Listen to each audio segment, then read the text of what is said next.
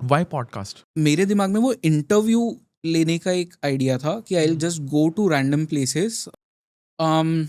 Multiple reasons. One is I have never been a person जो कि बात कर पाता था किसी से. I was always a very shy introverted kind of guy, always. मतलब स्कूल कॉलेज सब कुछ.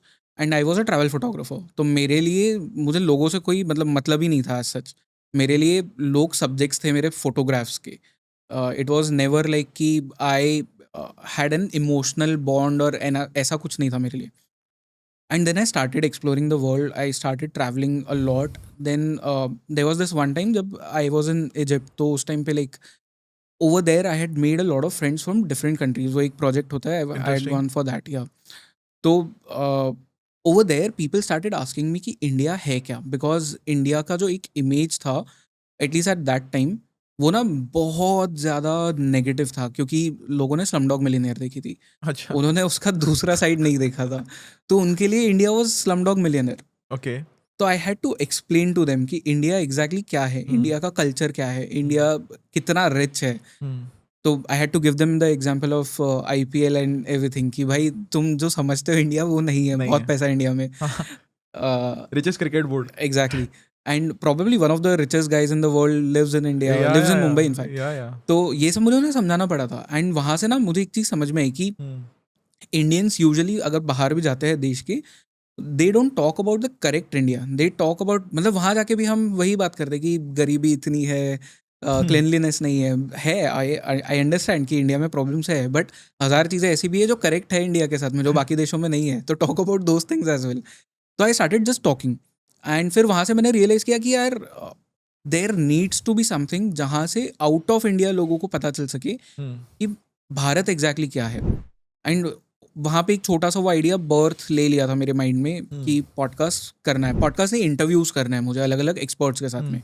क्योंकि when I had gone to Egypt उस टाइम पे रणवीर ने अपना पॉडकास्ट स्टार्ट नहीं किया था इंडिया में. अच्छा. इंडिया में उस टाइम पे सिर्फ सीन एंड द अनसीन करके एक पॉडकास्ट आता था जो अब भी चल रहा है.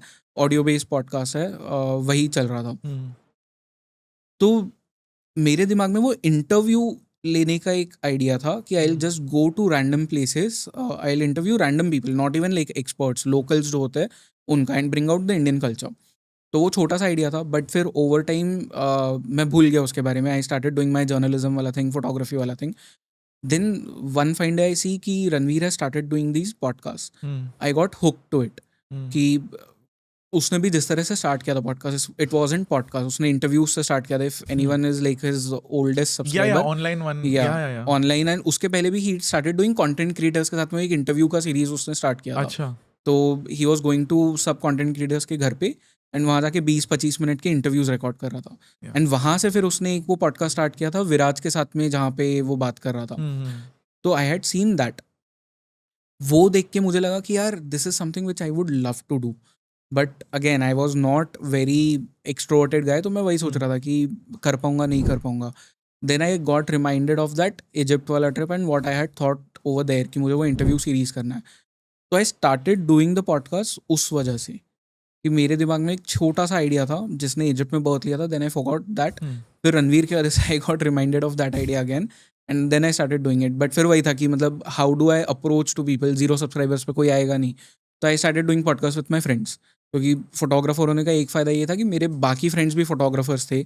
I knew a lot of artist. तो उनके साथ में आई डिड दिस 13 एपिसोड्स का एक सीरीज ऑफ पॉडकास्ट जहाँ पे जूम कॉल्स पे हो रहा था दैट. एंड फिर उसके बाद में वी डिड अ सीजन 2 जहाँ पे हमने फिर ब्रॉडन किया उसको कि let's bring in spiritual leaders, let's bring in people who talk about self-help, people who talk about self-awareness, mental health, उस तरह के जो कोचेस होते हैं बेसिकली उनको बुलाया.